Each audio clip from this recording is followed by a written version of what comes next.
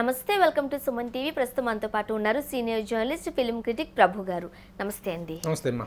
Sir, యాత్ర cinema 1 release అయ్యి ఎంత మంచి పేరు వచ్చిందో మనం చూసాం. ఇప్పుడు యాత్ర 2 రిలీజ్ అయింది. అంటే రాజశేఖర్ రెడ్డి గారు చనిపోయిన దగ్గర నుంచి జగన్మోహన్ రెడ్డి గారు సోనియా గాంధీ గారిని ఆ పార్టీని ఎదిరించి ఓదార్పు యాత్ర చేపట్టిన దగ్గర నుంచి ముఖ్యమంత్రి అవడం, ఈ లైనప్ అంతా మనం చూస్తున్నాం కదా. First of all title justification ఏం చెప్తారు? సిఎంఆర్ ఫ్యామిలీ మాల్ ఇప్పుడు మన కేపీహెచ్బీలో ఫిబ్రవరి 10వ తేదీన ప్రముఖ నటి శ్రీలీల గారిచే ఘన ప్రారంభం. టైటిల్ జస్టిఫికేషన్ అంటే యాత్ర 1 రాజశేఖర రెడ్డి గారి జీవితానికి సంబంధించినటువంటి ఆయన బయోపిక్ అయితే, యాత్ర 2 is the biopic of YS Jaganmohan Reddy గారు. రైట్. సో అంతే, that is the title justification. ఈయన ఎప్పుడైతే ఈయన పాదయాత్ర చేపట్టారు కదా, ఈయన పాదయాత్ర చేశారు. అక్కడ నుంచి అధికారంలోకి రావటం, అధిష్టానాన్ని ఎదిరించడం, సొంతగా పార్టీని స్థాపించడం, ఇవన్నీ ఈ పరిణామాలన్నీ కూడా యాత్ర 2లో వస్తున్నాయి అనమాట. సాధారణంగా ఇది ఒక పొలిటికల్ బ్యాక్డ్రాప్ సినిమా కథ. అలానే మనం చూడొచ్చు, దీన్ని ఒక బయోపిక్ అని కూడా అనొచ్చు. సో ఈ సినిమాలు చేసేటప్పుడు లేకపోతే మనం చూసేటప్పుడు మనకు ఆల్రెడీ ఒక పాయింట్ ఆఫ్ వ్యూ ఉంటుంది, అంటే ఆల్రెడీ కథ తెలిసిపోయి ఉంటుంది. సో చూసేటప్పుడు మనం దానికి దీనికి లెక్కలు వేసుకుంటూ ఉంటాం. ఫస్ట్ ఆఫ్ ఆల్ మీరు ఏం చెప్తారు? అలా లెక్కలేసుకొని చూసినప్పుడు ప్రతి ఇన్సిడెంట్, రాజకీయ యవనిక మీద జరిగినటువంటి ప్రతి ఇన్సిడెంట్ గత 10 ఏళ్లలో ఆంధ్రప్రదేశ్ రాజకీయాలలో చోటు చేసుకున్నటువంటి పరిణామాలను మన కళ్ళ ముందు కదిలిస్తుంది, రిలేట్ అవుతూ ఉంటాయన్నమాట. ఆ రిలేటివిటీ అనేటువంటిది వీళ్ళ పాయింట్ ఆఫ్ వ్యూలో తీసుకుంటారు. వీళ్ళు వైఎస్ఆర్సీపీ అతను జగన్మోహన్ రెడ్డి గారి బయోపిక్ తీస్తూ ఆయన జీవిత చరిత్ర తీస్తున్నప్పుడు ఆయన పాయింట్ ఆఫ్ వ్యూలో ఆయన హైలైట్ చేస్తూ ఆయన్ని ముఖ్యంగా హీరోయిక్గా ప్రజెంట్ చేస్తూ చూపిస్తారు. అంటే వీళ్ళకు ఒక యాంగిల్ ఉంటుంది. వీళ్ళ పాయింట్ ఆఫ్ వ్యూలో చూసినా, ఎవరి పాయింట్ ఆఫ్ వ్యూలో చూసినా జరిగిన ఇన్సిడెంట్స్ తాలూకు ఐడెంటిటీ మాత్రం ప్రతి ప్రేక్షకుడు ఫీల్ అవుతాడు. ఓకే. అన్ని ఇన్సిడెంట్స్ కూడా ఈ ఇన్సిడెంట్ ఇది కదా, ఈ ఇన్సిడెంట్ ఇది కదా అనేటువంటి ఐడెంటిటీ ఫీలింగ్ అనేటువంటిది మనం 1లో చూసినప్పుడు రాజశేఖర్ రెడ్డి గారిని మమ్ముట్టి గారు అలా దించేశారు. ఆ హావభావాలు కావచ్చు, డైలాగ్ డెలివరీ కావచ్చు. నెక్స్ట్ మనం ఇక్కడ చూడొచ్చు, జగన్ గారి క్యారెక్టర్ ఇప్పుడు జీవా గారు చేశారు. సో మన ఫోకసింగ్ అంతా ఒక్కసారి మనం అట్లా కాన్సన్ట్రేట్ చేస్తాం. ఏం చెప్తారు ఆర్టిస్టుల కోసం? యాత్ర 1లో రాజశేఖర రెడ్డి గారి క్యారెక్టర్కి మమ్మూటి గారిని ఎంచుకోవటం అనేటువంటిది ఎంత అద్భుతమైనటువంటి సెలక్షను. ఈ రోజున జగన్మోహన్ రెడ్డి గారి క్యారెక్టర్కి జీవాన్ని ఎంచుకోవటం అనేది 200% వండర్ఫుల్ సెలక్షన్ అని చెప్పాలి.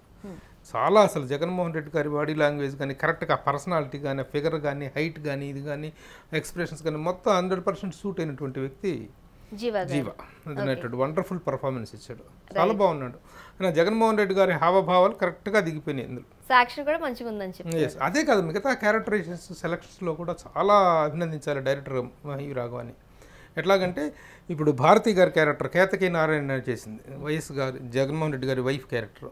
ఆవిడ కరెక్ట్గా ఆవిడ ఫేస్ రిజంబ్లెన్స్కి దగ్గరగా ఉన్నటువంటి వ్యక్తులు, దగ్గరగా ఎగ్జాక్ట్ ఫిగర్స్ ఉన్నాయి, ఎగ్జాక్ట్ చుగుద్దినట్టు తెంచలేరు కానీ నియరెస్ట్ ఫిగర్స్. అలాగే సోనియా గాంధీ క్యారెక్టర్ హైలైట్ అనమాట సినిమాలో.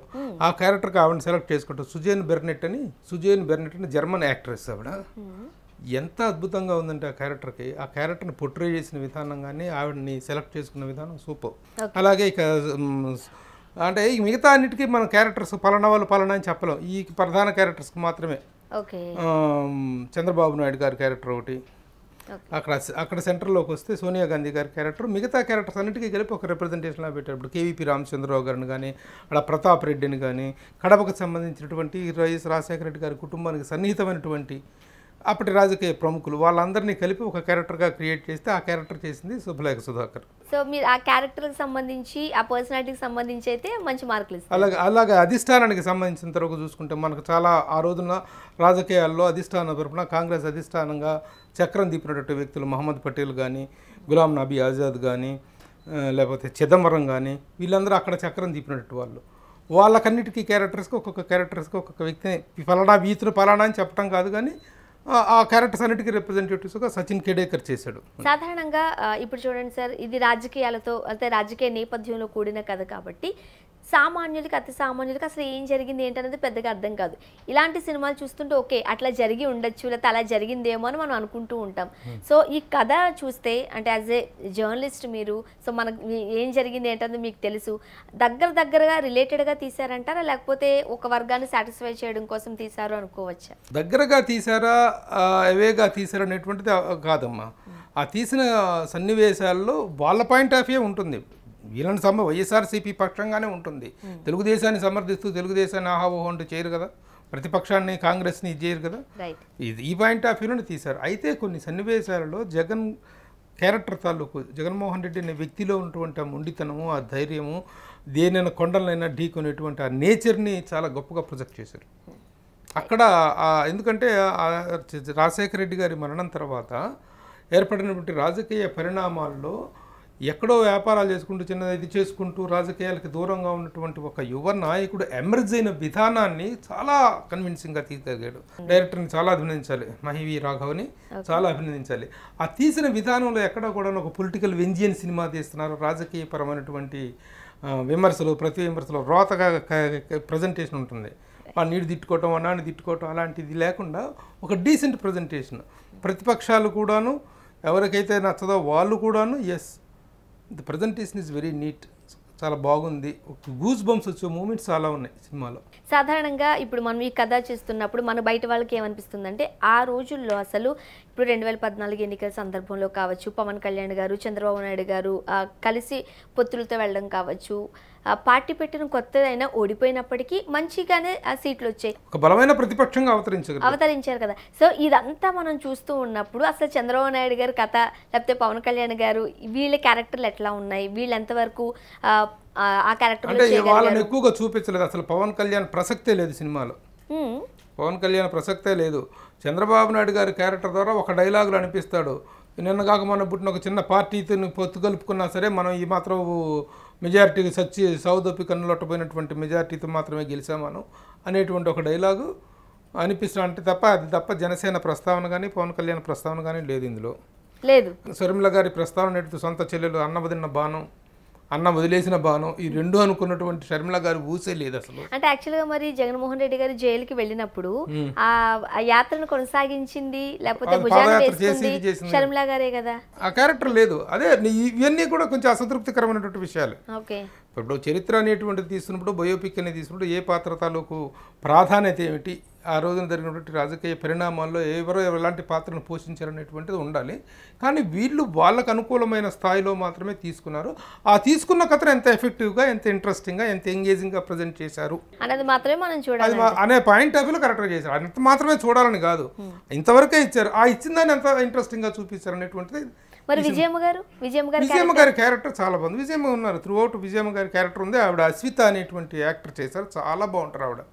మన దీంట్లో కూడాను బాహుబలి సినిమాలో వాళ్ళ మదర్ క్యారెక్టర్ వేస్తుంది, అనుష్క మదర్ క్యారెక్టర్ వేస్తారా ఆవిడ అశ్విత, చాలా బాగున్నారు. ఆ క్యారెక్టర్ చాలా యాప్ట్గా వర్క్ చేశారు ఆవిడ. రైట్. అంటే ఇప్పుడు మనం ఇటువంటి సినిమాలు చూసేటప్పుడు అసలు హైలైట్ అయిన అంశాలు ఏంటి, ఏది మనకి అంటే అంత హార్ట్కి దగ్గరగా అయిందని ఆ పాయింట్ ఆఫ్ వ్యూలో చూసుకుంటే రాజశేఖర రెడ్డి గారి మరణం తర్వాత ఏర్పడిన పరిణామాల్లో ముఖ్యంగా అధిష్టానాన్ని ఎదిరించి, అధిష్టానం పాదయాత్ర చేస్తామంటే అనుమతి చేయడానికి వీల్లేదు, ఇతను ఎక్కడ ఎమర్జ్ అయిపోతాడు అనేటువంటి అక్కస్తోటి అధిష్టానం ఆ పాదయాత్రని నిలిపివేయాలని చెప్పి ఆదేశించడం, ఆవిడ వెళ్తే no you can't do this అని చెప్పి ఆవిడ ఏదో రూలింగ్ చేయటం, దాన్ని తను ఆత్మాభిమానంతో ఎదురు తిరిగి రావటం, ఈ సన్నివేశాలను చాలా బాగా తీశారమ్మా.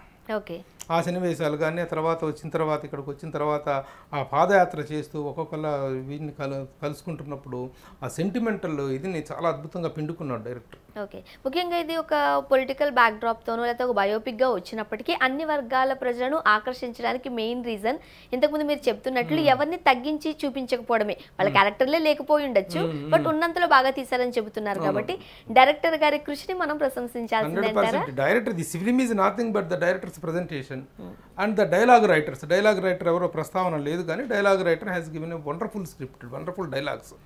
కొన్ని ఫైన్ మూమెంట్స్లో ఆ డైలాగ్ పంచెస్ అనేటువంటి ఎంత థియేటర్లో గూస్ బంప్స్ అనమాట, క్లాప్స్, థియేటర్కల్ రెస్పాన్స్ బాగుంది.